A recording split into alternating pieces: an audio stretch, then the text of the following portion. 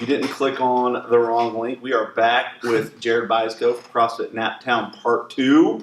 Had so much fun the first time and so much feedback. We thought we'd bring you back for a second time, so welcome back. Thank you. As always, if you're looking at Dan and I, good-looking Dan, awful-looking Dan, and you're like, man, these dudes look real familiar wearing the same clothes in earlier podcasts, that's because we are.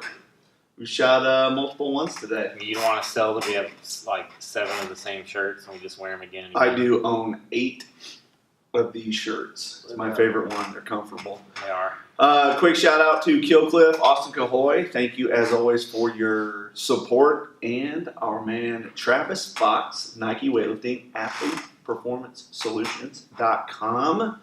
He insists that I clean up my language around the sponsor reading, and I fucking despise when somebody tells me what to do. That's why I own my own shit, and I can say things like shit, cock balls. We're explicit. So thank you, Nike Weightlifting, for your continued support.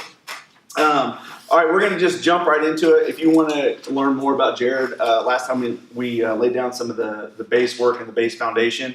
And we kind of left off and left some people hanging a little bit when we were talking about culture, community, and the business aspects of running a successful gym. So we're going to pick up right there. Jared has some questions that he would like to ask us. And of course, we have an endless amount of things we'd like to ask him. Do you want to start or you want me to start? No, I'm happy to start. So I guess one of the questions I had for both of you guys, just because this is something that we see a lot in the CrossFit industry, CrossFit specific industry, but functional fitness gyms, that space in general, is people always want to ask, like what makes you different? What makes your product different? What makes your gym different? In fact, you go from CrossFit Gym A to CrossFit Gym B, and then, people who are, doing their due diligence want to know which gym's best for them. So how do you differentiate yourself? How do you explain to people what makes you different? What do you guys do here at Lift Lab? Dan, would you like me to take this one? You can or start. You want to crack go ahead and start. I have my points, you have your points. Go ahead. All right. Well, but I'm glad you asked. That's probably the most important part. I'm trying to be more kind, compassionate, caring, and understanding. Trying is going to be the highlighted word. It's basically this. I'm going to have to step back here. If you recall from last time, I talked about there's 2 ways to have this tallest building in town. You can either build the tallest building or you can tear everybody else down. And a big thing for me is to never tear another gym down, okay? And there's what people think about me, and then there's what I actually do, right? We covered a lot of this last time with the why Dan Brown loves CrossFit type thing. So we touched on it last time that we've traded members. We've all had members from different gyms. And a lot of times when people come in and they tell us Jared and Peter, they didn't do this and they're like this and they did that and it made me mad, and CrossFit gym, they didn't take care of this need and that need, and my coach said I need to do 5 sets of 3. I'm more of a 10 sets of 2 type guy. I a lot of times once they start getting into the personal stuff, I just tell them, hey man, I'm like, I get it, I understand it didn't work. There's no need to discuss it. Here's what we're gonna do. Mm-hmm. And so that's the first thing first, because I know that when people leave here, sometimes people leave pissed, right? They didn't feel like they got exactly what they wanted. They didn't feel like they got exactly what they needed, and we were unable to give them that. So, I try to put myself in the other gym's shoes. Not everybody's going to do that. Do I care if other gyms? Yeah, no. It's just how you choose to live, right? It's how you choose to handle your business, your shit. So when people come in and they ask this question, what makes you different? I will always sell our strengths, okay? Hands down. Everybody says they have the best coaching, the best programming, the best culture, the best community. Yep. It's impossible to quantify. It's impossible to know, all right? Do we ever put stuff out there that says we're the best? Yeah, I'm pretty sure we do on some of our advertisement type stuff. I'm pretty sure we do. Yeah, and that's kind of you got to stand out, right? Right. So you're not going to put worst place in town. Most not really going to bring most mediocre gym around. But we try to sell our service and our business on the things that we believe in. We're trying to create a coaching-centric environment, meaning that I want our business to be about the quality of experience that the coaches create, okay? And that also starts with having coaches that have a quality experience background. Okay, so it's not by chance that all of the coaches here have master's degrees. They've all competed or coached at a high level. Every one of them has been a Division I strength and conditioning coach, has competed in a master's degree, and probably has some sort of sport experience on their own. So those are all selling points, but at the end of the day, none of that shit matters, because it's going to be when the person walks in on a one-to-one basis, can you convince them that you're the right person, the right tone of voice, and the right, basically the right atmosphere for them to achieve their goals. So that's kind of how I would say we differentiate ourselves. Yeah, I mean, really, it's just like trying to sell the quality of experience, right? It's like you wanna have that person believe that you're going to get them from point A to point B, and when it comes to a marketing standpoint in person, it's really only about what we can add to their experience already. So if they came from a CrossFit wherever they're from, or from the north or south or west or east, it's like, what can we add, and let's not worry about where they were, right? For sure. That they didn't like that their gym only did X, Y, or Z, or they did more of this and less of that. And we try to get them a quality experience, and that's 100%. It's kind of like the past is the past. Yeah, let's move forward. Well, it's like they come in and you're gonna say, all right, here's what you do. Like when somebody comes into your gym, this is just like Dan and I both agree on this, because we talk about this all the time with our coaches, and about how when we assess people, the vernacular that we use in the conversation that we have. You can go to a lot of places, and your first meeting with a coach is borderline fucking degrading. Right? We're like, and I mean, to put it in the CrossFit context, it'd be like, oh, you don't do handstand push-ups, you're fat, you can't do a muscle up, you don't even know what a snatch is. And you're just telling them, they came to you looking for help because they probably already don't feel good about themselves, right? And then you just fucking beat them down. It's not our style. But if they come from, let's say they come from a CrossFit background or another weightlifting gym, the thing that we always try to do is identify what they do good.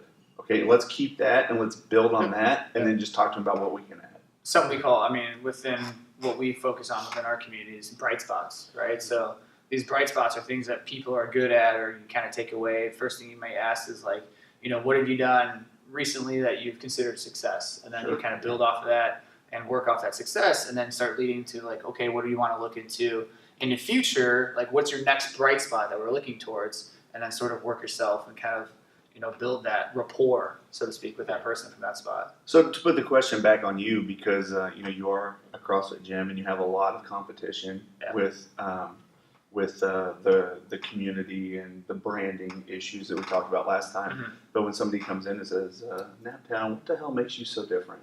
How do you answer it?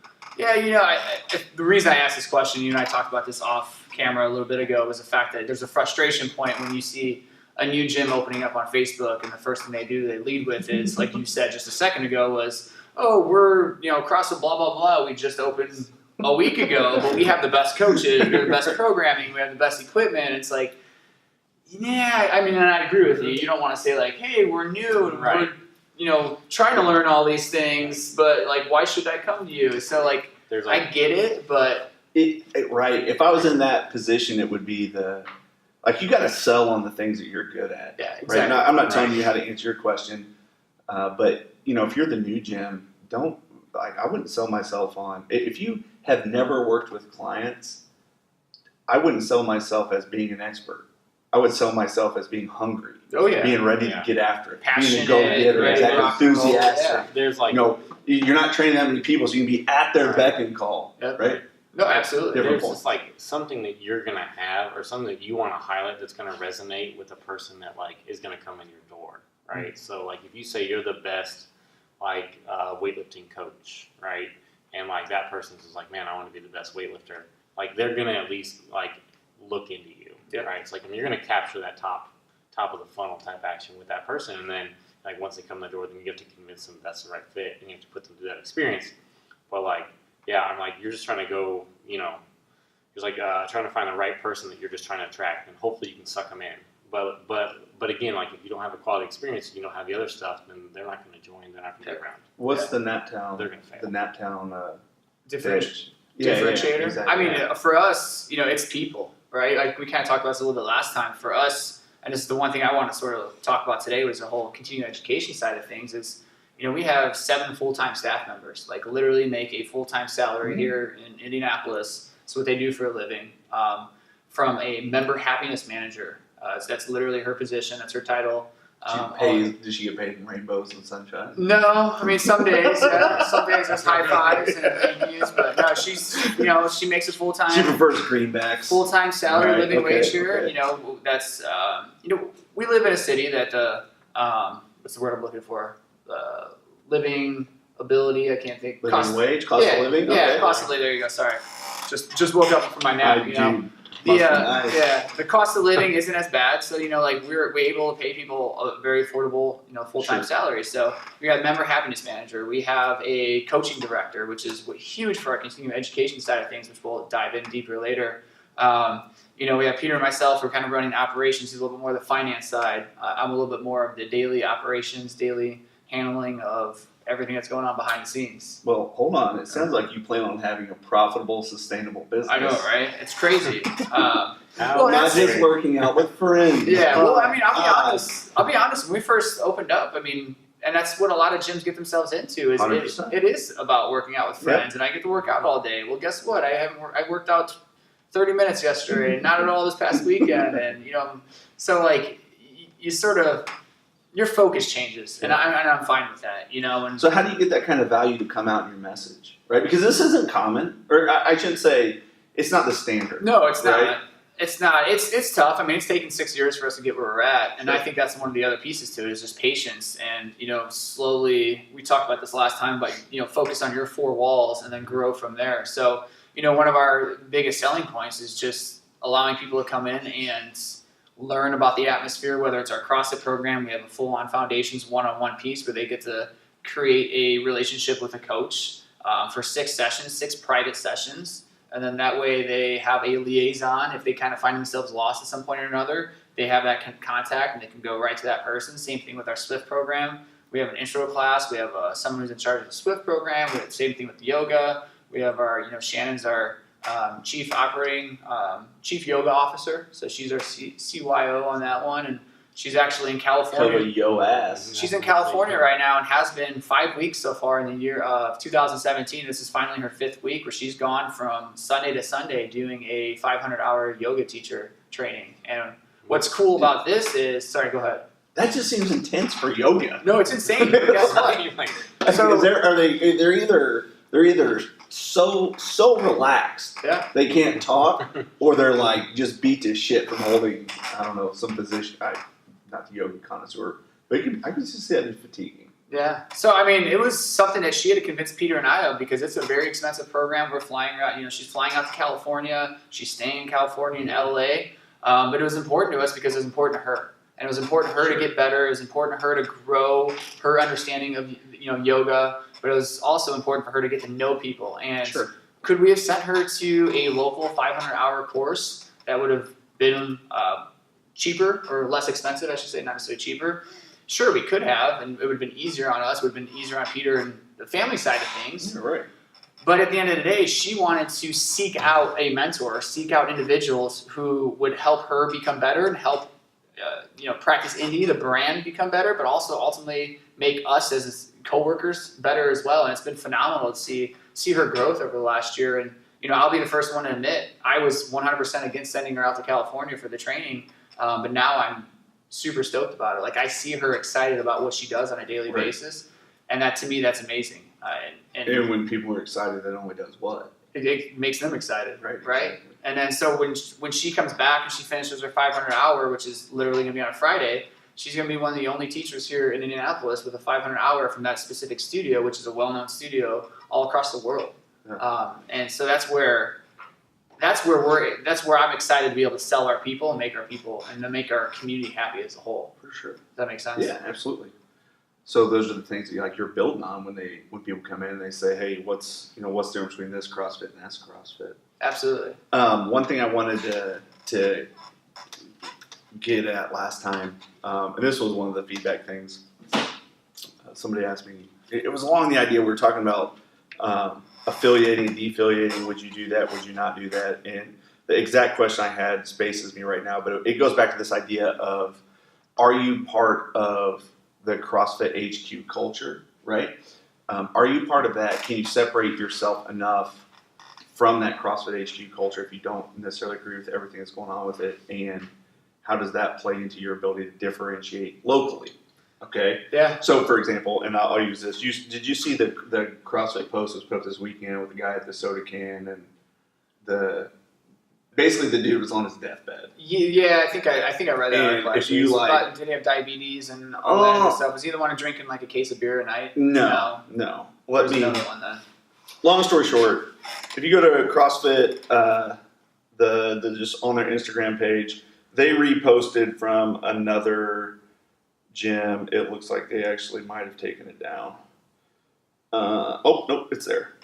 And it basically was a guy that was on his deathbed, and like a nurse person at the hospital took a picture of him with a soda, and it was reposted from another CrossFit. And basically, they accused Coca-Cola of killing him. Long story short, read through all the comments, and it's like pretty brutal. Yeah.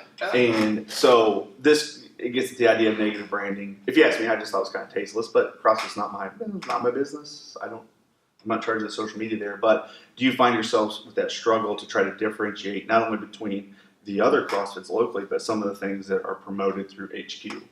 Yeah, it's tough because CrossFit, we said this last time, is a media company first and foremost, and then they focus on the fitness side of things from there. It used to be a lot worse back in the day in the sense of 6-7 years ago where they just posted whatever the hell they want to post, whether they piss. I can't think of any examples off the top of my head, but I know for a fact that there used to, I don't know if you guys remember any of them, but there used to be some serious things that people, I think they posted a gun one time and the people flipped out because Castro was shooting guns or they're giving guns to like the CrossFit Games athletes or whatever. Yeah, but there's a couple other ones. There's a couple other ones way back when that, I think they had something to do with like someone had a bear skin in the background or something, and then that started huge. Yeah, just you can't kill animals, PETA. Yeah, and all that stuff. So I actually wrote a lengthy. One of the last times I actually took the time to share a thought on my personal Facebook page, but it was when CrossFit gave away guns at the games, and I actually staunchly defended CrossFit on that, and actually said it was a good move. Yeah. And my position was they sell an overwhelming amount of memberships and training to people that are a part of law enforcement, military. They have lots of gun-toting Americans as members. Their hero wads are based on, military and things like that, and so they're being sponsored by something that resonates with their target audience. Yeah, which I think is in justification enough to have it. Yeah. With a also like fiercely loyal target audience, right? So Absolutely. like people that are into that, they usually are very loyal to those brands. Yeah, so they will definitely stick. But you might lose some, but you're going to gain those people. Well, that's the thing. I mean, Greg Glassman's always been pretty steadfast in his ways. Like when he believes something, he believes something. Right now, there's a really good video actually yesterday or 2 days ago they put on the CrossFit Journal that he was just kind of going over the difference between, metabolic diseases, everything you can kind of get from, you bring upon yourself essentially from willfully doing something, willfully, drinking soda, willfully overeating on, carbohydrates, whatever the case may be. And then you have other, life impacting diseases or sicknesses. And those are like, those you get from a virus like Ebola or something. Sure. Those from, and I'm probably butchering this, but those you get from like a car accident, so like impact, things that just kind of randomly happen. And, it's like 70% over here versus 30 or 24% over here. So let's handle these things over here. Exactly. Right. And the idea is like, these are things that we're doing to ourselves that are killing us. And I think that's, to come back to the Instagram post you just showed,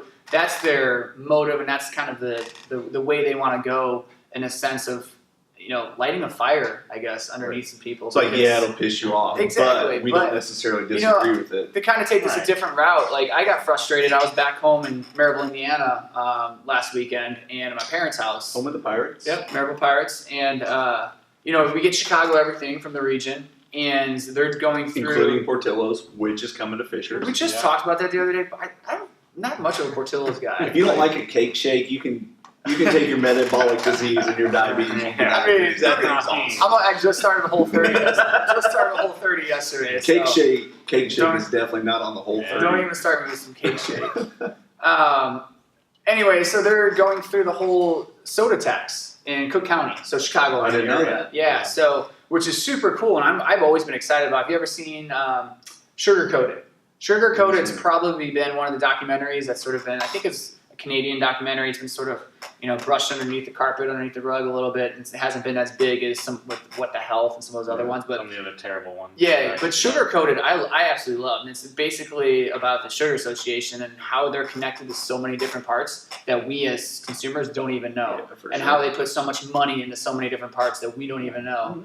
And I actually saw it like playing out in the idea of the soda tax in the Chicagoland area, because there's commercial, you'd be watching TV and there's a commercial and it's about the soda tax and it's for the soda tax. Like there's this woman talking about like, please educate yourself. You guys don't, like, people aren't understanding how, sugar is affecting us, how often you're drinking all these drinks. And then literally a commercial later, 2 commercials later, it's the anti-soda tax and it's the Sugar Association. They're not, it doesn't say it anywhere, but it's essentially them who circuitously funded by. Exactly, and what they're doing now, they're literally going around to gas stations, to grocery stores, and they're putting little pamphlets on 2 liters of pop that are like, are you against the soda tax? Then go here and vote this, or whatever the the action is, the petition is to knock down the soda tax. And I'm just like, I'm shaking my head like, people just don't get it. People just don't understand the education side of like, I don't care if you drink a pop. I don't care if you drink a soda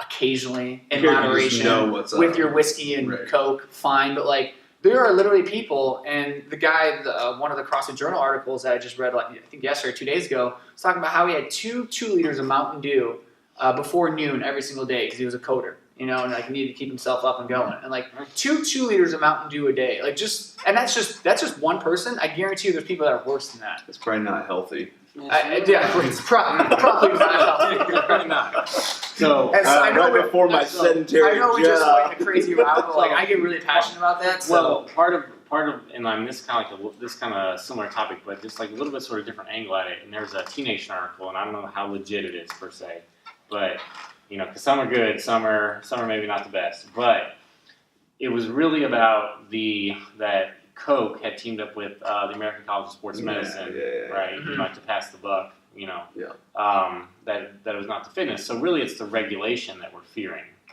not so much maybe the metabolic disease, but really the regulation of saying like what we can and can't do, which I think we're all against. Yeah.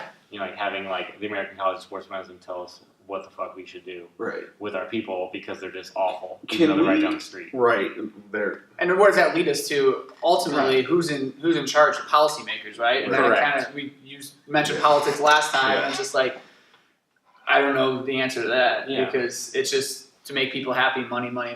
Right. You got your on the Will Fleming podcast. Check that one out if you haven't seen it. But we talked about this very thing about just the requirements from the ACSM alone are nothing to make you healthy, right? So if you're going to be moderately active 3 to 5 times a week for 30 minutes a day. Yeah. So you walk around 3 fucking times a week for 30 minutes and you're going to be healthy?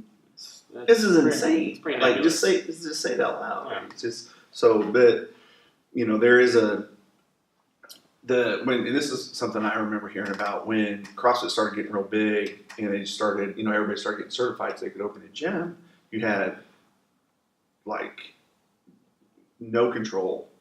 I would say CrossFits across the board are much better 2017 than they were in 2012 in terms of being structurally sound. So there are people actually pushing to get more regulation involved in some sort of national or state licensure to work with individuals, right? That's a huge thing in DC, I think. Yes, and then you're bringing more government in, right? And people they weren't asking questions like, well, what happens when some lawmaker who doesn't know, his ass from a hole in the ground, as my grandpa would say, who comes in and says, you know what, squatting's bad, you can't squat, right? So it's like, it goes back to this thing of like, who's in control of their health and where does the government fit and all this. And anyway, I digress. Let's get back on track here. Yeah, I agree. And so go for it. I want to ask you guys a question just because this is something that I think it could be useful to a lot of different gym owners, CrossFit gym owners specifically, in our area and all over the country, honestly. And you guys you would say weightlifting is kind of your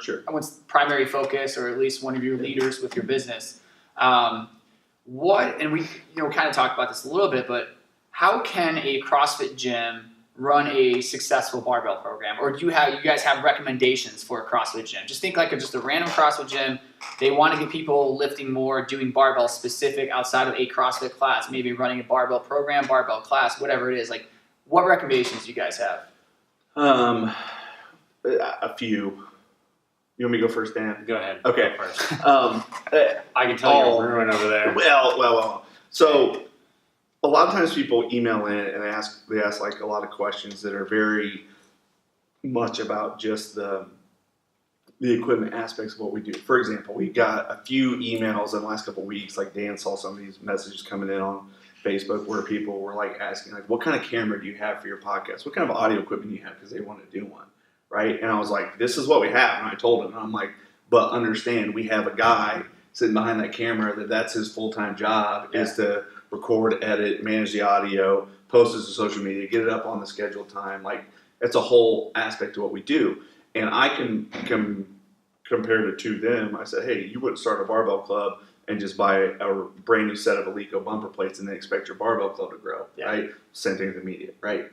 And so a lot of CrossFits will start a barbell club, some out of like just, I don't want to say fear, but like you don't want to lose your members, right? So you feel like if you can offer them a barbell club, then they won't come here, right? For example. So they'll start it and they'll put the equipment out, they'll roll it out, and then they don't put the effort and energy into growing it, okay? And sometimes you have to overcome the visual stimulus of your gym, okay? So if you walk down our gym or walk down the stairs to our gym, you see 9 platforms, 9 custom racks, barbells, bumpers everywhere. You think, this is a fucking weightlifting gym. If I want to be serious about weightlifting, I'm weightlifting here. Now, that's something for us to overcome when we track fitness clients, right? Yep, it's the same thing. Because like, oh, this must be a barbell gym. I can't do fitness here, right? Yep. So on our end, we have to make sure we give, and we haven't always, like this is a conversation we've had, we have to make sure that we give equal attention to promoting all the things that we believe in, right? And this was like a self-check for ourselves. We went back through our Facebook feeds, our Instagram feeds, and looked at the things that we were promoting. So if Naptown has Naptown Barbell, and you are always promoting fitness and CrossFit on your Instagram page, maybe it's time to consider a little diversity tactic, right? And have something that looks different from what you're doing. Okay? No, totally. As simple as it sounds, like that's probably step 1. Step 2 would be, this is my 8th, 9th year being a USAW official coach member, whatever. Okay. I've hosted numerous certification courses. I'm also an educator for USA Weightlifting. I'm a national level coach. I'm trying to become an international level coach. I've coached, I don't know how many gazillions of hours of weightlifting. And what my coaching looks like today is nothing of what it looked like when I first started. It was fucking bad.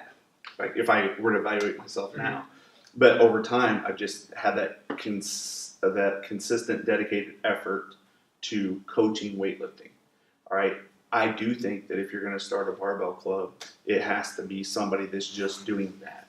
So like you mentioned how passionate Shannon is about yoga, you need to find somebody that's passionate about starting a barbell club. Gotcha. Because like think about just the growth of your business, and this is where I think the CrossFit people are going to mess up is they're going to go out and they're going to promote the hell out of fitness, right? Because that's the first thing in their mind. Weightlifting is second or third, maybe even fourth, right? And so you have to have somebody that's just focused on doing that, right? So when we've grown each individual part of our business, it has been you just focus on growing fitness. You just focus on growing personal training. I'll focus on growing weightlifting, right? And then each person kind of goes after that because it's just like anything else. There just has to be a consistent message. Like everybody can buy all this audio shit, right? They can buy all this video shit, and they can put out a really great effort one time. Can that person be someone from outside the community, or does that person need to be someone who's inside the community? I mean, that's your call. Yeah. Like, Examples of both. yeah, I mean, let me give you a great example of somebody outside of weightlifting that has blown my mind more than once. I can't think of the meet. Dallas, Texas, whatever. I don't remember, AO or Nationals or whatever. This girl, Maddie Myers, comes in and she's lifting this 63 kilo A session. It's an hour before the session. Every single weightlifter is sitting there with their headphones on and their sweatpants on. This chick is flipped upside down. CJ Martin there. She's shoulder tapping, handstand push-ups. But basically having a goddamn CrossFit workout.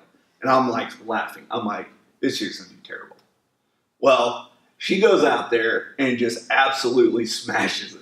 American record, like just boom, boom, boom, boom. And I was just like, I don't know anything. You know what I mean? Yeah. And so, and I don't know that Invictus has a big weightlifting team. I'm sure they could if they put more of their media efforts into it. Because you look at theirs and it's all CrossFit. But I mean, Maddie Myers this weekend just broke the junior. Well, she went back and forth. She did set it once, and then it was broken a lift later. Yeah. And then she tried it again right after. Yeah. But anyway, but bottom line is like they've done really good, and he, the CJ guy, was not a US or I mean he's a USA lifting coach now, but that's not his like bread and butter. His bread and butter is CrossFit. Do you have to have somebody outside of the community, outside of the like CrossFit community? I don't know. Yeah, I think it's just like the right person. It's probably a bigger issue of allocating the resources to it, right? Like a lot of CrossFit gyms are operating on either a tight budget or the budget of, hey, you coach 5 classes a week, I'm going to give you a free membership. I don't think that pushes the needle enough to motivate somebody to grow it, to be honest. Yeah, like I think you got to find somebody that like wants to be that coach and they want to grow as that coach. Yeah. Right, and like that's just kind of what we've done here.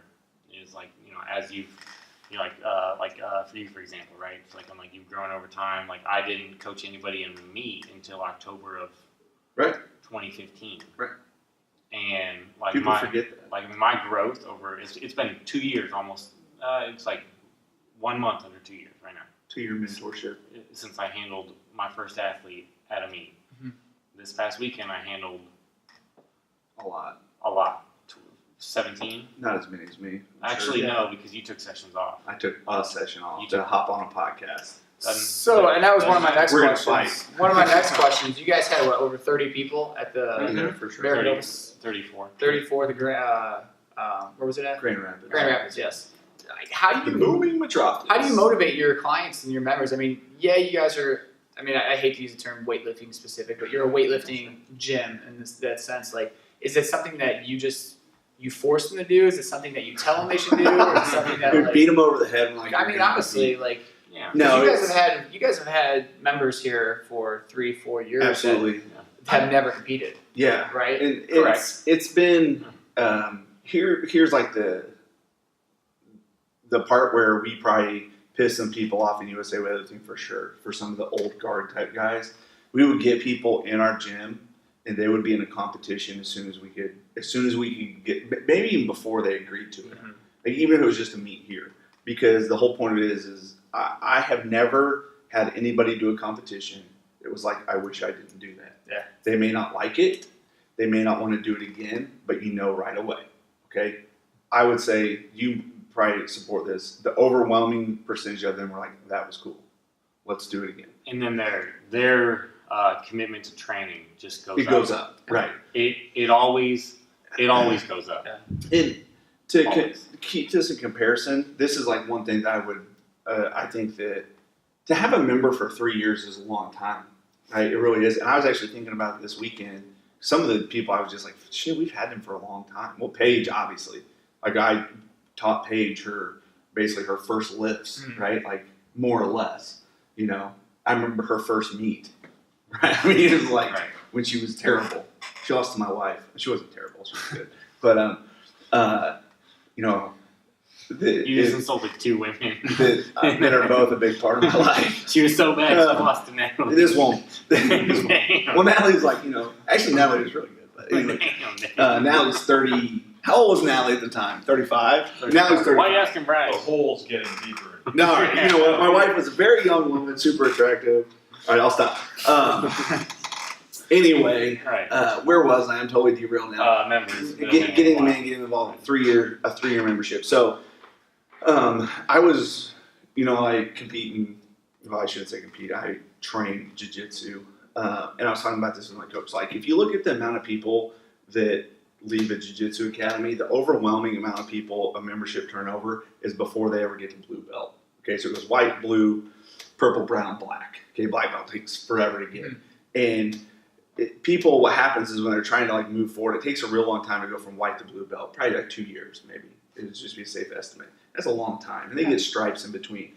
Here we have like a level system, okay, and we try to get them to meet as soon as we can, and then push them through that level system. And that whole point of that level system is to show them that they're progressing. Yeah. Each one has different criteria, okay. So you want to go up a level, hit the criteria, and we'll give you a very clear path to hit the criteria. Is that a path within their weight class? It's very specific to them, right? So, like, as you get to, not to bore people with the details, but as you get towards the end, as you get towards being a level 3, it's do you have a total that's competitive on the national level? Gotcha. Right. So, like a lot of the people that were at this 34 person AO series meet were not level 3s; they were level 2s. Yeah. But that's like they're right there to take the next step, right? Which is probably when we're talking about CrossFit membership, like you don't necessarily have a levels program for being fit for life, right? Like our fitness program doesn't have 10 levels of. It's like the Perkins system. If you remember heavyweights, it's not a level 8 Perkins system where you're getting an ice block smashed on your belly with a sledgehammer. So, but yeah, that's kind of like the idea, and keeping them interested in training, and it's hard because like 2 weeks ago if we would have done this podcast while they're all managing their weight, i.e. losing weight, know that there's a big meet coming up. 2 weeks ago, if you would have emailed or interviewed the 34 people going to the meet, 29 of them would have said they hated Dan and I's guts. Right? Now, get them all in here today, back to the top, baby. But it's because like real emotional thing, So you go through a lot with them, but if you think about emotional things and stressful relationships, the more stress you go through with somebody, this is like the tie to the bond, right? Yeah, and it's like you're gonna get the full experience of weightlifting. It's like if somebody came in and like they didn't compete for 2-3 years and they never got in a competition, then they didn't get the full like well-rounded experience of a weightlifting training. So like probably same thing for CrossFit, right? Like if they never get in a competition, they never know where they stack up. They never get the full experience of their training, and like that can be at any level, whether it's a beginner. Like whether they're trying to make the regionals, whatever. But I mean, we preach experience, like we preach exposure, right? It's like you want to get them exposed to as many different things. And then if they want to be great, then they need exposure to those competitions because that's how they're going to get better. And I think that's a very important key within what I do with the CrossFit industry and so forth is the fact that I think too often people want to go out and do a CrossFit competition, or some people are just scared to do a CrossFit competition. So I think one thing I would recommend at CrossFit gyms is like host an in-house meet, an in-house competition, and that way people can start to support each other, and that way they are pushing themselves and go through the baselines. And events are a good thing and a bad thing hosting wise. And we just canceled our Bracket Buster competition this year, which a lot of people didn't even realize that we canceled it because we wanted to focus on our community, we want to focus on our gym. We have a lot going on as well with our new build out and our new spaces, but like it's important to make sure that the community is kind of getting what they deserve. Our members are getting what they deserve in that sense. I think that it's funny you mentioned that because last night we have a weightlifting meet coming up, and I was going to post it in the Indiana CrossFitters thing. And I was like just scrolling through it to look at like what the last. And it was you the last 10 times? No, but it was a CrossFit competition. But then I'm scrolling through it and I'm like, damn, like every weekend somebody's having a CrossFit competition. And I think like.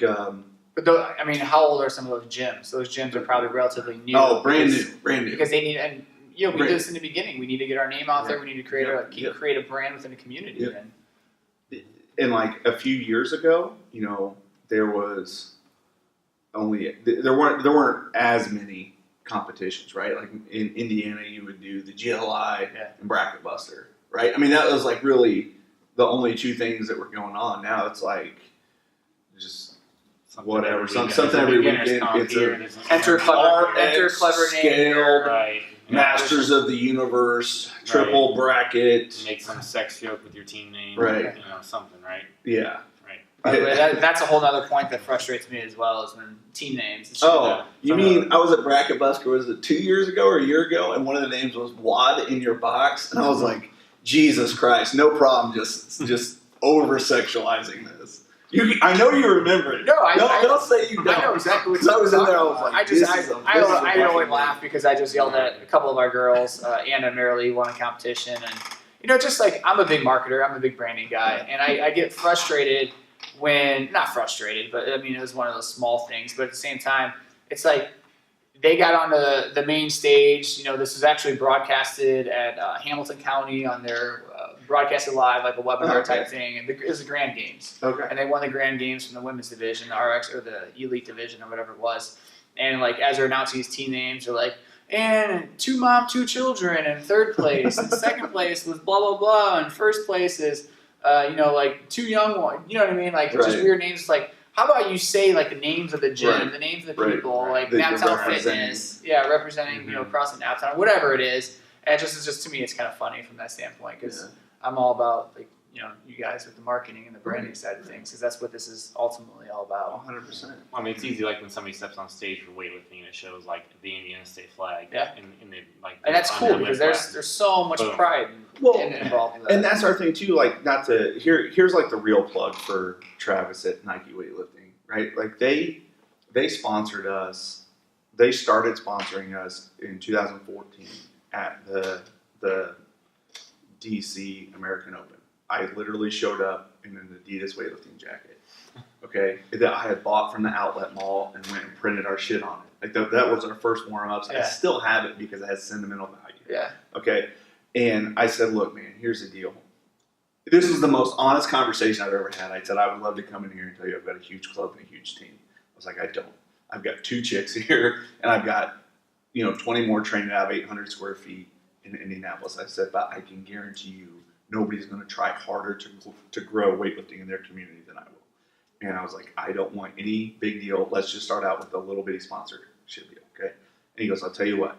He's like, we'll start. We'll just give you a discount on Romaleos, okay? So I had everybody at the gym, just please buy these Romaleos, buy these Romaleos. I just pumped Nike lifting. And all of a sudden in the first month, we were 30 pairs of Romaleos, right? And then it just started growing and growing and growing. And then it got to the point where the sponsorship deal has gotten bigger and better and better and bigger and better and better.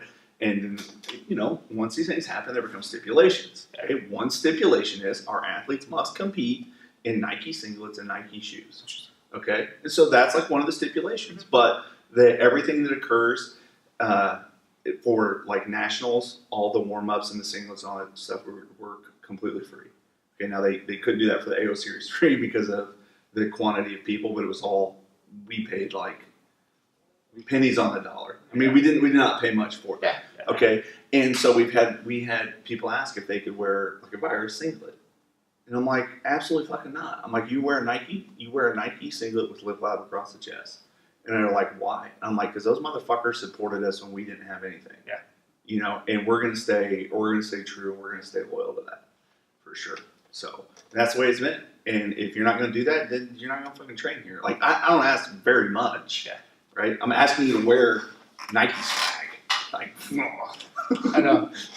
Shit. First right. First right. Like, I'm sorry, they're not. I'm sorry the singlet's not cut the way that you would like it to have cut, but sorry, Nike made more than one of them to try to turn a profit. Yeah. I was going to ask you. Just to go back a little bit on, like knowing you're the best or feeling like you're the best. Okay, so I met with a girl this weekend, and she's talking about joining Team Lift Lab. This is up in Grand Rapids, and she was like, asked these questions like, how is this going to be different from what I'm doing? And I was like, I don't know. I'm like, all I can tell you is that I wouldn't be doing this if I didn't think that I was the best. Yeah. And that's the mindset. I told her, I'm like, your coach should feel the same way. The one that you're working with now, he should feel like he's the best, for sure, right? And then I said, here's what I think I do really well. and this is how I think we can help you. Yeah. So if I'm a CrossFitter and I'm coming in to your gym and I want to be, let's say I want to be competitive. Other than get out, what would you tell me? So you want to go to the games? Yeah. I want to be the next. Let me give you a more realistic scenario. I'm a male. Yeah. I come in. I tell you that I'm going to beat Matt Frazier next year in the CrossFit Games, and I'm going to get all the Instagram followers I can handle. What are you saying? Can you help me do that? Yeah. Well, I would first ask you questions, and I would say, "What is your career? What's your job? Do you have one?" I set up a GoFundMe account so that I can get all my competitions paid for. Okay. Do you have a girlfriend, married? I have a girlfriend. She's a little crazy. Okay, you're in trouble there. So that's already a problem. Do you do you have history in athletics? Yeah. I consider myself pretty accomplished because I competed at this CrossFit gym that just opened up, and I competed at their local competition and won the RX division. Perfect. Do you have 2 to 3 hours a day to work on recovery, mobility? I do, but I'll spend them playing Xbox. Okay, good. And what's your mental game? Like, do you have the ability to shut off your brain in the middle of a workout? Do you have the ability to get rid of any and all stressors that ever come at you in life? I'd love to say something smart ass, but I'll say, yeah, I do. I'm pretty much like the Jedi of mental game. I mean, in all honesty, the way I'd approach that is exactly that. Just ask them those questions, but I would really just kind of ask them, like, why? What's your why? You know what I mean? And I guess my train of thought would be if they come in and that's their goal and they're like, we're not going to say no. We're going to help them. Yes, we're going to say we'll do the best of our ability to get you to where you want to be and do what you want to do. But like, we also have to be realistic. If you looked at me with this body composition, you just winked at me. You just winked. It's pretty sexy. Okay, you can't really see because the table. No. But like the goal, let's just say the goal's unrealistic, and I feel like I need customized programming. Yeah. Is that something you're going to do? I mean, if you want to pay for it, sure. Okay. We offer customized programming if someone wants to pay for it. What's something like that cost? It's called Body by Brazovan. Is it really? No, it really is. I love it. Okay, so I'm in. Not only do I have a GoFundMe account, my dad's rich. Yeah. He says he's going to support this. So you get Body by Peter. Yeah. Or Body by Brazovan. Body by Brazovan. You gotta have the B. No, we have. I mean, so we offer people who want to be competitive. We offer that ability for them to do so, and there's individuals within our gym who are training to be competitive and want to be competitive. And the only way you're going to get better, and you guys know this, is you just have to train with people. You're not going to be able to go in a closet and train against, train by yourself, and all the magic's going to happen. Yeah. Like the magic's going to happen when you compete against someone to make yourself better. Absolutely. So yeah, we'll tell that person and we'll give it to them straight and say, hey, here's your opportunities. But first and foremost, and we talk about this all the time, is our competitive athletes aren't the ones who are going to make us, aren't paying the bills. No. It's our general.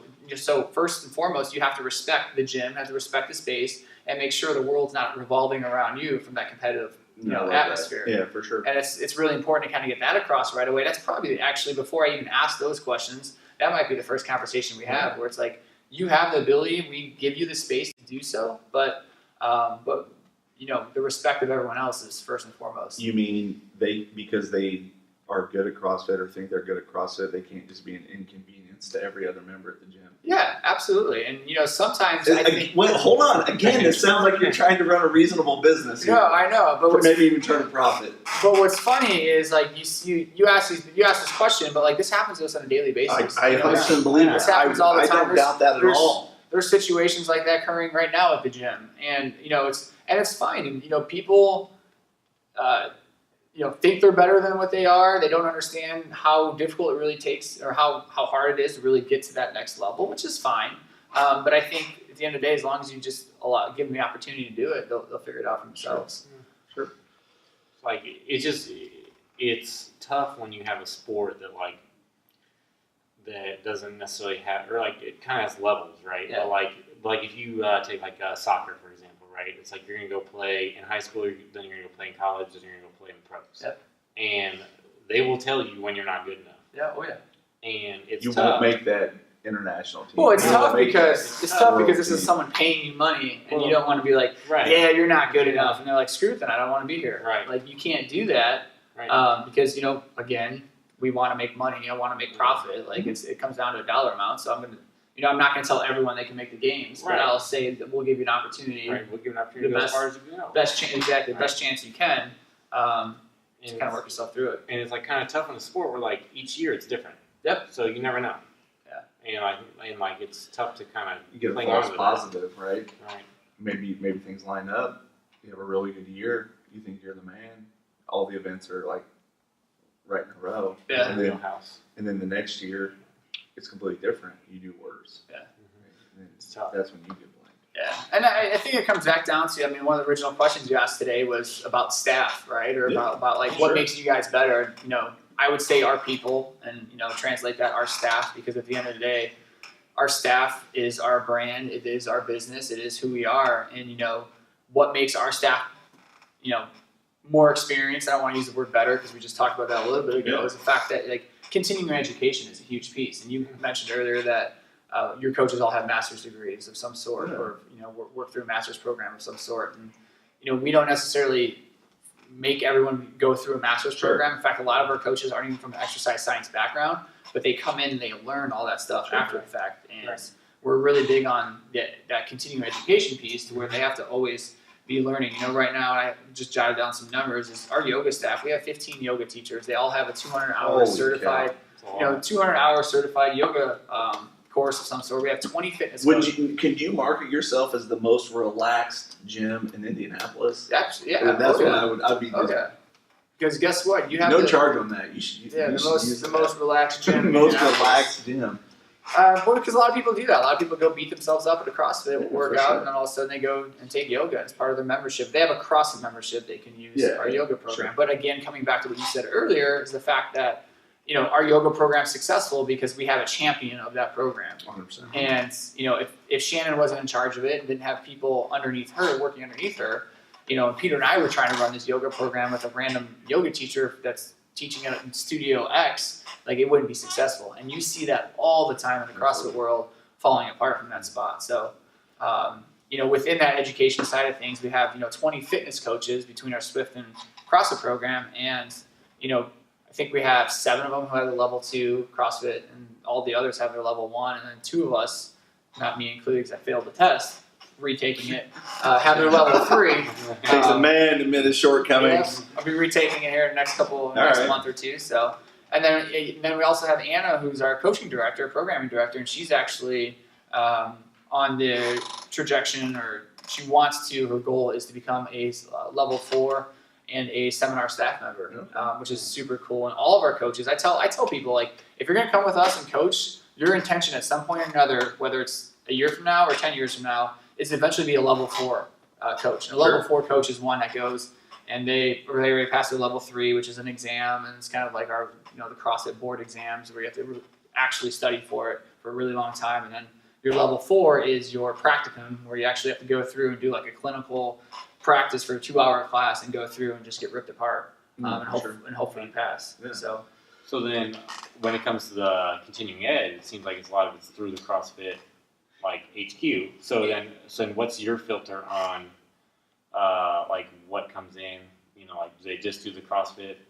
Are there other outside? That's an amazing question. It's kind of what I want to get into today with you guys, is the fact that like it's not just about CrossFit certified certifications or CrossFit sponsored certifications. And I think that's where a lot of gyms, CrossFit gyms specific, pigeonhole themselves, is they think they have to do something that's CrossFit only. And we are all 100% about go try different things. Like I have a 3-year goal right now to get my 200-hour yoga certification. Does it have anything to do with CrossFit? No. Do I necessarily think I'm going to be a yoga teacher? I've got a pretty soothing voice when I get to, so it can happen. But you got your man bun, right? I got the look. Check that box. I wear some tight pants or tights. But yeah, there's a lot of certifications. I remember I took a Steve Maxwell certification 4 years ago. Kettlebell. Awesome. Yeah, he's crazy in that sense. Lives out of a tote in his truck. It's an insane story, by the way. I think it's great. He's an interesting man.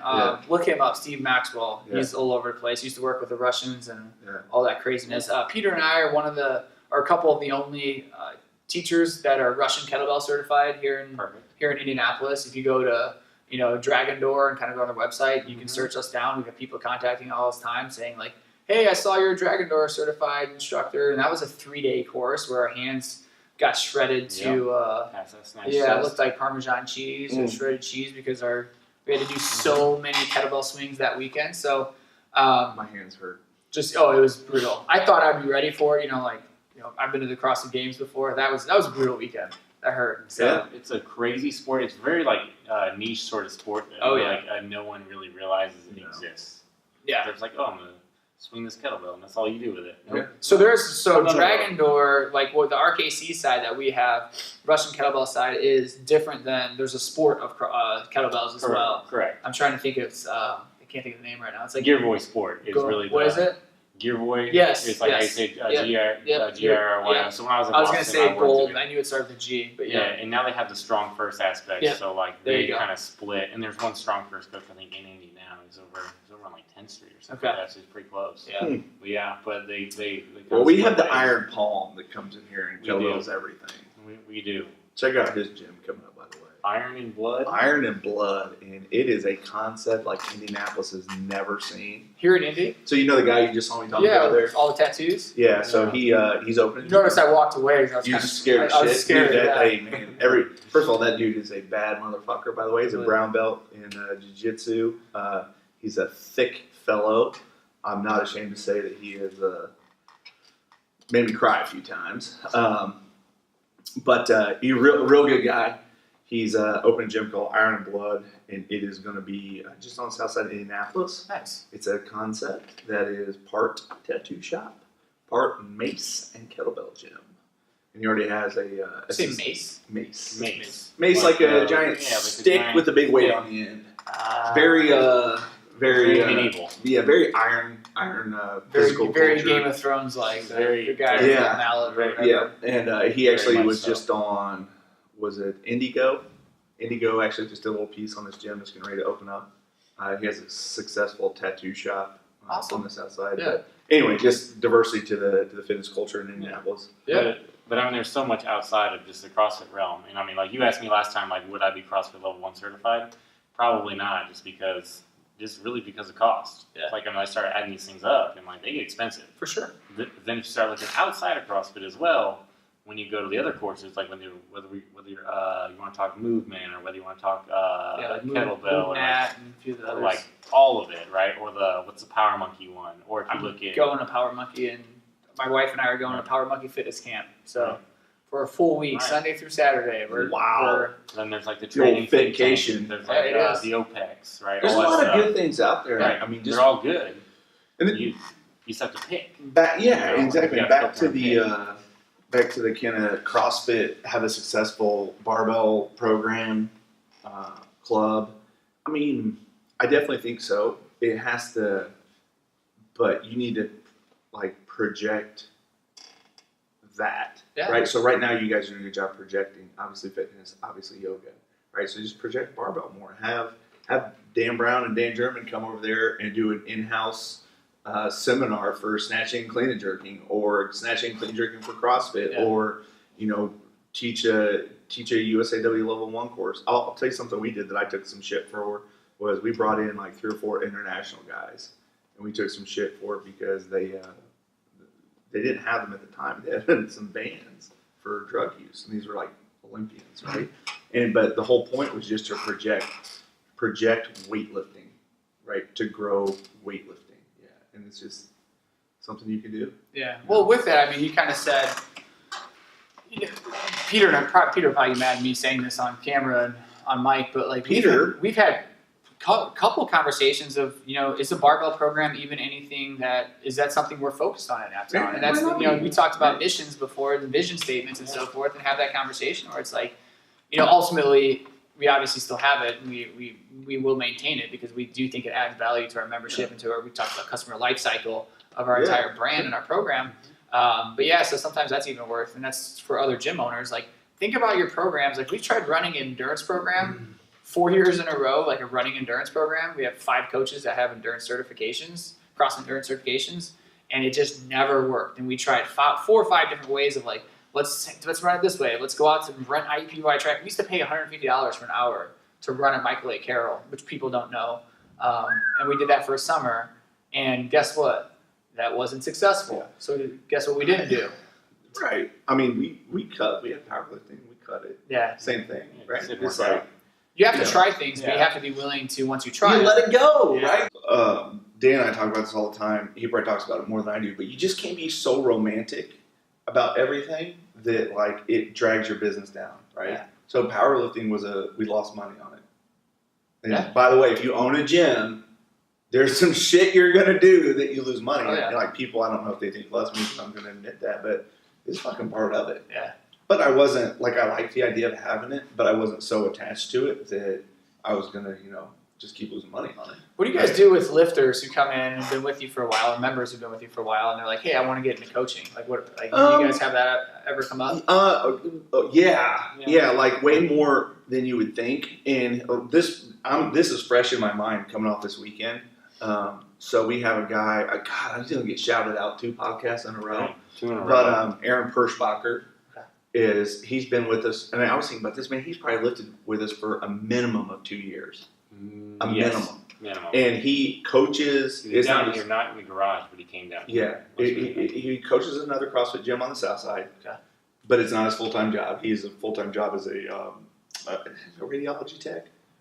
Something like that. He does his X-rays and MRIs and shit. He's like one of the nicest guys ever. And he's always wanted to be more involved in weightlifting. At his CrossFit gym, they have a barbell club, so he's always at meets, lifting for us, coaching for his other team. He's just a real good guy. He's never asked to be a coach, never. This weekend, because we had 34 lifters, we had to ask him to coach, right? And it was like we had never really thought about it because we didn't necessarily think that adding members to become coaches was a good idea, because we did that once in the past and it really didn't work out well. And then it's just totally different from being an athlete to then coming on the coaching staff, because the expectations get changed around. Leadership roles and In a scenario with Aaron, it'd be something where we don't need him to coach classes or anything like that. We just need him to be here training with the team, and then those people to know that when we go to a meet, Dan and I have total trust that he can handle anybody in the bathroom. And he's lived with us for 2 years. I helped him, like when the first time he went to coach one of his athletes at a meet, like I helped him understand, like, this is what it takes, this is what you need to do. And when I saw him at meets, he would ask questions and I would answer him. And then we had him this weekend experience a national meet where there was a couple sessions where we had a lot of lifters. We assigned him lifters, and then we just kind of checked in with him, right? Made sure that he was on pace, help him with his count, and he did a great job. Good. Excellent job. Yeah. But yeah, so in a situation where they ask, we've had it happen quite a bit, and a lot of times sometimes I just straight up tell people, like, we're not looking to add staff, or you're not going to like it if you come on the other side, right? Because It's very different. right, and a lot of times it does. People think, back to the joke I made at the beginning about working out with friends, they think that's going to be the tone. But when you come over here, it's very professional. Dan's like good Dan, I'm like bad Dan. I just have like certain expectations that I want met, and I'm like, you're not fucking coaching up to the standard that I want. Now you got to go. Yeah. And then it's like, Do you guys have drop cams? drop cam. Drop cams. Do you have like cameras down here at all? No.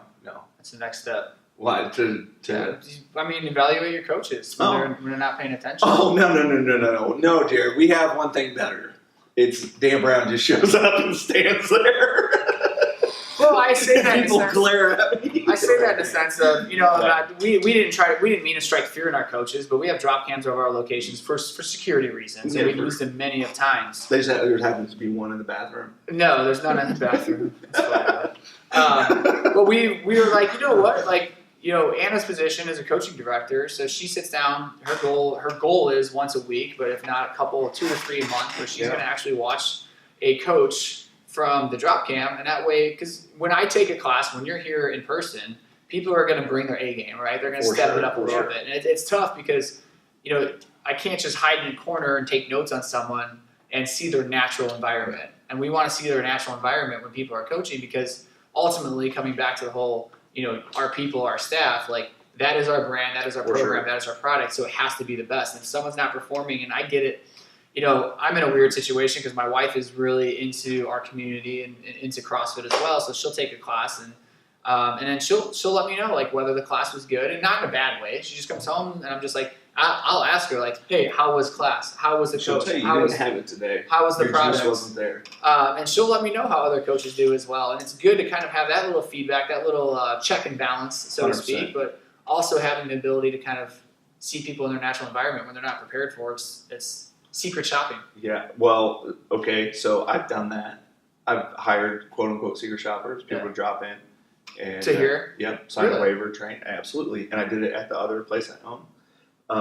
And then a lot of times I email members and just ask them, Yeah, hey, that's this is a to good help one. us get better. That's a good one. It's going to too. remain Yeah. anonymous. I need to know what you do with this and this. And Yeah. then, so for example, like one of the coaches in the past, I was seeing the same complaint over and over again. And like, one time somebody complains, maybe not, 2 times, 3 times. So then I started showing up, started observing, started just dropping in, seeing if this was going on, that was going on. It was, and it was like, hey, we got to make a change. Yeah. So yeah, for sure, that's part of accountability and culture and what you want. We don't have anybody now that's on the chopping block. Okay. Now if they can't leave, it's blood in, blood out. There's only one way out. Dan tries to quit. Shallow grave in his future. Pretty much threatened me since day one. Yeah, and now it's on the web, the Now it's on webosphere. film. Yeah. Is it a tough conversation to have when you do have to ask people to leave? Yeah, the hardest thing is there was somebody I had to ask to leave as a coach, and I couldn't love them anymore as a person. One of the smartest people we've ever had, but the issue was just coming down to the ability to communicate with the members, right? And it was just such a good human being, and I was physically sick. Yeah. Oh yeah. And it was hard. And he and I actually still have a relationship. He's actually a member here. He wasn't right. I mean, he took some time to go away. And to be honest, there's other times where I was just so pissed and felt so taken advantage of. It wasn't hard. Yeah. Not my favorite thing to do in the world No, by for any sure. means. So, yeah. Gotcha. Cool. You like being the hatchet? What's the hashtag? Oh yeah, cutting people. No, I agree with you. It's there's sleepless nights when we have to have those conversations with certain coaches. The more awkward conversations when it's members. Yeah, They got to go. That's true. That's the real awkward one. Yeah. No, it can definitely be uncomfortable when you have to let people know, that changes need to be made, and we try to handle it professionally in every sense. We take notes on people. We document information, and not just on coaches that we may have issues with, but with members as well, because we want to make sure we treat everything from a professional legal standpoint, and we're being fair from a business standpoint. So yeah, I mean, I think as it's kind of gone on, everybody in the coaching community talks about this is it's like the conversation that occurs in the shadows where nobody goes out and talks about it publicly, but this is a question I get a whole hell of a lot from business owners, personal trainers, coaches that train here. What do you do when you have a client that is negative for cancer? Yeah. And I've progressively gotten better at this as time has gone by, because usually I would just let things fester until the person left. However, we always talk about people being cancers, right? And if we know that somebody in our life is cancerous, we always, talk about if you had cancer, you just cut them out, right? You just cut out cancer and you kill it right away. But if you don't do that, they just attract other people and make other people cancerous. And then all of a sudden you have a much larger problem. So the mindset has been, the second you start thinking that somebody needs to go, they probably need to go. Yeah. Because if not, if you're already thinking it, they're probably going to get much better. Yep. And that was told to me by a friend in the industry. It's a very successful business. And, he was like, I fire them. Like as soon as I have the thought, they're gone. Interesting. Because think about it. So if you charge, think about it this way. If you have your membership is let's say it's average $150, $170 a month. Okay, you have one member that comes in, they pay $170 a month. All right, and you notice them start being a cancer. They start bitching, they start complaining. This program sucks. I'm not going to do this. My back hurts. You always hurt my shoulders. Jared's just unapproachable. He won't answer my emails in a timely fashion, which means 30 seconds after they send it. And they just started having these small complaints, right? And you can cut that $170 out right now. None of us like to lose money, okay? But if you don't, and that person latches on to 5 more people, and now all 5 of them leave because the group culture is just not the same once, The group 1 goes and 2 goes and 3 goes, and all of a sudden, so you lose 5, right? If you would just cut that 1 off, right? So instead you lose, $780 a month instead of just $170 a month. Which, if you cut that cancerous person out and you don't have that negativity weighing you down, you're going to go promote and sell your business, and you'll get 5 more people to replace that 1. So yeah, I mean, it's pretty easy. If one person is in the room and they're like, this sucks, and everybody else is just like, this is great. Right. And then all of a sudden, if that one person spreads a 10, now you got 10 people saying this sucks, and everybody else is like, man, this really does suck. Yeah. So if you're gonna be negative, it's best to just go. When people come For down, everybody. people come down the stairs, and this isn't talking about negative people. This is like somebody having a bad day. I always tell them, you can fucking be miserable on your own time. You're on my time now. Yeah. And at first they're like, huh? And I'm like, it's like reverse psychology. I'm not fucking around. If you're gonna be miserable, just get the fuck out. Right? We've all had training sessions where somebody just sucks the air right out. God damn. You just ruined a whole day of training for everybody because you can't get your shit together. You can't have that. Yeah. With those people, do you have conversations? I've been trying to become better as a philosophy called the radical candor. I don't know if you've heard of that before. There's a book. Read the book. But the idea is, just taking that situation or taking your issue with that person. Lululemon, I think, calls it having or holding space for that person. I believe they use the term where you just right then and there, you just talk to that person and say hey, this is what's bothering me, or here's the issues I have with you. Let's just kind of knock it out. Are you the type of person, I know you said you used to let it fester, but do you kind of let it weigh a little bit and sort of fix itself? And if it doesn't, then have that conversation? Do you email them and say, let's meet? Do you call them? Do you just pull them off to the side? It all just depends, man. And it's a combination of all of them because, I'm probably getting more calm the older I get. I would It agree. used to be just be like, you fuck gone. You're an asshole. I would agree with that. Yeah, 100%. I'm 100% direct. Maybe some people call it assholes. I don't know. A lot of times I go in there and I tell Dan German, he's sitting in the office trying to work, grow the business, and I just tell him whatever it is that's pissing me off. I'm like, should I just kill this person now, or should I wait till in the morning? And he'll be like, just fucking chill out, and then decide what you want to do. Yeah. So, to be honest, having more of a sounding board with Dan. It's very important. But along the side of negativity too, there's been times where I've been so fucking pissed off about something. It doesn't really happen as much anymore because I'm getting so zen. Maybe your yoga relaxation's coming down. We're getting the breeze is blowing down here. I've been a lot more calm. But there was a couple times where I just told them, hey guys, somebody's gonna have to fucking coach this afternoon because if I'm here, everybody's gonna be miserable. Because my energy was that bad. And Dan was like, I'd rather just get the fuck out. Yeah. And that's just it's an honest conversation. That's the first thing we tell our coaches. Our coaches, we tell them right away, whether you're a part-time coach, middle-time coach, full-time coach, if you're having a shitty day, you feel sick, you feel awful, you're not going to bring your A game, email Peter and I, and we'll step in right away. And if, it's every single time, and it's happened before. It's happened where I walked in, I'm like, Peter, can you go coach this class for me? Because I'm just not these motherfuckers. I'm just not feeling it right now. Right. And it's happened. It happens, and it's nothing to be ashamed of. It's people just look at it the wrong fucking way. Right? They just look at it as it's a bad thing. But dude, nobody's gonna be a 10 100% of the time. Right? And you can coach at a 6 or a 7 and bury a lot of stuff, but every once in a while you're at a 3 and it's just gonna be bad. We could talk about that with employees all day long. On just having a 10. Yeah. Most of your employees are only going to get to an 8. Yeah. You're always, as the owner, is going to be a 10. Yeah, absolutely. So it's a tough, And my intensity level of wanting to get shit done is off the charts, right? And if it's not done when I wanted it done, I can be a handful sometimes. Yeah. Poor Dan. He's a calm guy though. You gotta have some evil balance. And good. Yeah, you gotta have that. Yin and the yang.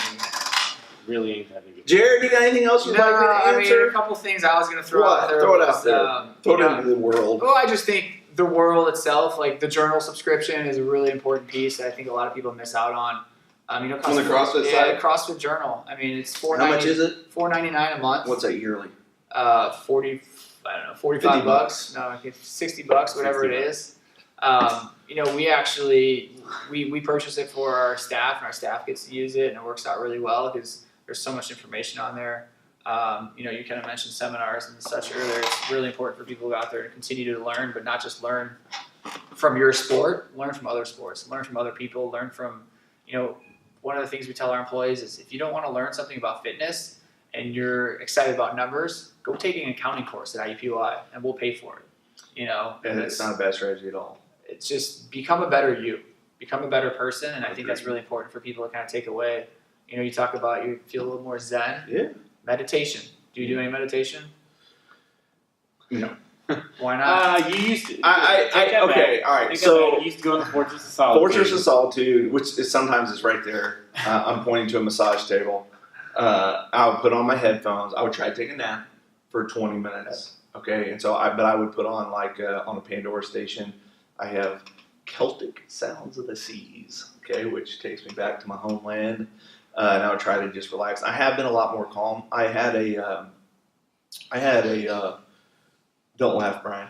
I had a pretty significant health issue that I've been dealing with for the last a little over a year, 18 months, where some shit got real serious real quick. Like I got EpiPenned a couple times, and which is wild if you haven't had that happen.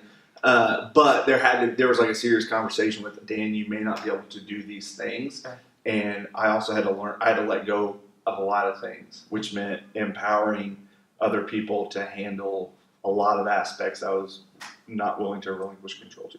So Dan, for example, basically, if you ask anybody, Dan runs this gym, right? I can't tell you how many times people have come in and said, I want to speak to the owner, and they're talking to me, and I just point to Dan, right? Like, sometimes it pisses them off, right? Because they're here selling,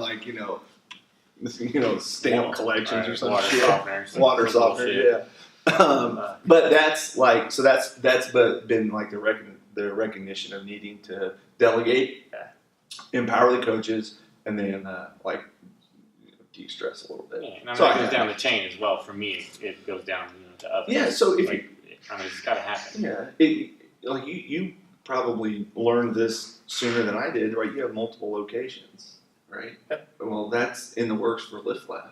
So I'm not going to be able to be everywhere all at once and controlling everything and being an uptight, holy fuck. I can't think of anything in the last year that's rattled me from a business standpoint. I mean, I can't think of anything. We've had some downs too. It's not been all sunshine and rainbows, but nothing I've been oh fuck. It's just always I always ask Dan the question, well, does that affect what we're going to do today? Yeah. And the answer is unequivocally no, right? It's not that big of a deal.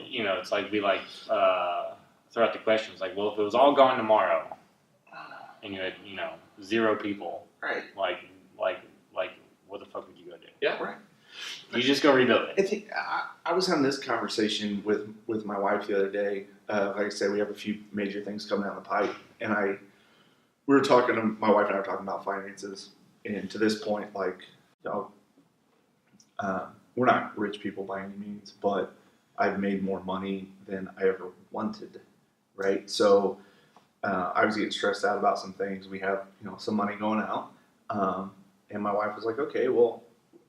If you would have 5 years ago, if you had said, Dan, would you be happy if you were at where you're at today? Would you be happy? And I was like, oh yeah. And she was like, what if you were making half that? And I was like, yeah, I would have been happy. And so it was just trying to keep everything, trying to keep everything in check. And the big kicker is you talk about like managing memberships, and this goes along with the business owners that are listening to this podcast. About around the time I got fucking stabbed with an EpiPen, we had a member here, and we have our members on contracts, right? They're going to stop a contract. There is 20 or 30-day notice in their thing, and we're a 2-man shop. If you tell me on, the 14th that you're not going to be a member as of the 15th, but your payment runs on the 15th, your payment's going to run. Okay, that's not within that. Yeah. So somebody had sent an email saying this very thing. You stop my payment, and I didn't respond, but I forwarded it to Dan because I was trying not to die. Okay, and So like something happened, it hadn't even been a week. The car still got charged. They sent another like hate mail, but this time to Dan German, and the essence of it was essentially this asshole, meaning me, can't even be bothered to answer my email. And I'm just like, dude, I'm like literally fucking almost dead. Yeah. You know, like getting injected with EpiPens is not something that you want to do. One of our coaches was out of town. It was like Dan and Jess trying to coach, 16 hours a day for a week straight, right? And on top of that, it had gotten handled, just I didn't respond to the email, right? And I was like, okay, you know what? This is not going to run my life. Like this is not going to contribute to my stress level. Right, and I think that's a big lesson for the CrossFit coaching community. I would agree. Coaching community in general is like you can just get in the habit of giving, and it begs the question: what does $150 a month give you? Yeah.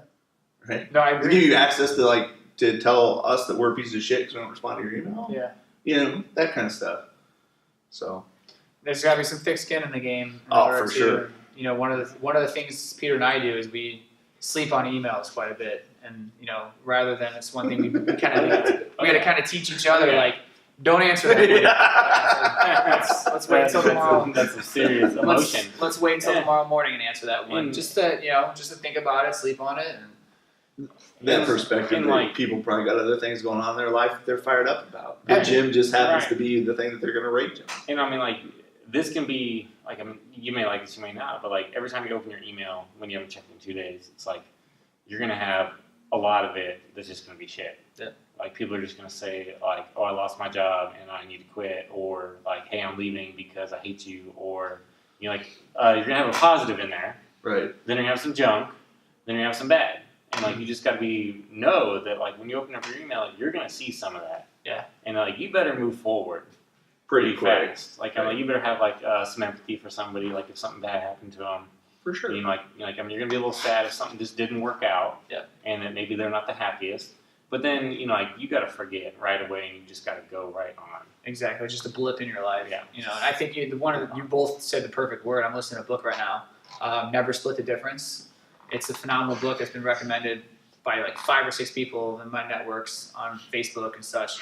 It's written by an FBI guy who was an FBI negotiator for 20 years. And the idea, and one of the big aspects to it is being empathetic, thinking about other people, understanding their situation. I mean, obviously he's using it from a negotiating standpoint, but like it's the same thing. He kind of ties into the business world, and it's like a lot of people don't know what's going on in your life. They don't know you're on a deathbed when you're sending them. Right. They just remember the last emotion they had with you, or the last couple of emotions in their head, and that's what they think about you. And it's unfortunate. I think that's the one thing I'm working on in my personal life is to be more empathetic to my wife, to my friends, to the business, and just understanding the different realms that are going on at different times. So it's really important to and that ultimately lets you breathe a little bit deeper. Absolutely. And live a little bit less stress, or a little bit Hell more stress. yeah. So. Cool. Alrighty, sir. Thank you for coming back for part 2. Also, thank you. I sincerely mean this to everybody that messages in, emails, comments, and says that they like it, or hopefully you don't. Hopefully you do like it. But anyway, all the people that in the community that are showing support for this podcast and just in general for what we're doing, I think it's a pretty cool thing. A lot of people, I know, like you and I, have the attitude of a rising tide raises all ships. So the more we can communicate with a local community, national community, share resources, share information, we all get better. The better we get, the more people we get into fitness, weightlifting, competitive gymnastics, whatever, the more lives we impact and the greater chance we have to change our culture from one that's unhealthy to one that's healthy. Do you mind if I give a quick shout out to a personal thing of mine? So, Beer cast? No, it's not beer cast. I mean, it sounds like it, but so we're running a podcast, my buddy and I, Fabian, and it's called Drink Culture. Sure. And the idea is, it only reminded me because you talked about the rising tide. We were talking with local business owners, local entrepreneurs, local thought leaders here in Indianapolis, and it's been absolutely amazing. We actually just got another email this morning from another there's a brewery up north that was like, hey, how do we get on your guys' podcast? We're 16 episodes in right now, and every single day I learn something new talking to these individuals. One of the coolest things I walked away from of one of the episodes is one of the ladies that owns Scarlet Lane Brewing. She just said, instead of asking people like, what do you do? She asked people like, what are you into? And right away that changes the the top of the conversation, and just like the takeaways from this is what I'm kind of saying is, if you can go on, subscribe, iTunes, Instagram, it's DRNK space CLTR, CLTR, yeah. Drink culture, and it's a really cool thing to learn more to better Is yourself. there any one of those breweries that you've interviewed that would like to sponsor this podcast? I don't know that. Do you have one for a sponsor for yours? We don't. Not yet. We're working on it. Oh, come Gotta on. find that one. Start low. Get a 6er a week or a growler or something. Oh, we've got some stuff. Yeah. Cool. So check it out. Drink culture. I appreciate it. Yeah, absolutely. Brian, that's it. Thank you guys. Cut it. Thank you, sirs.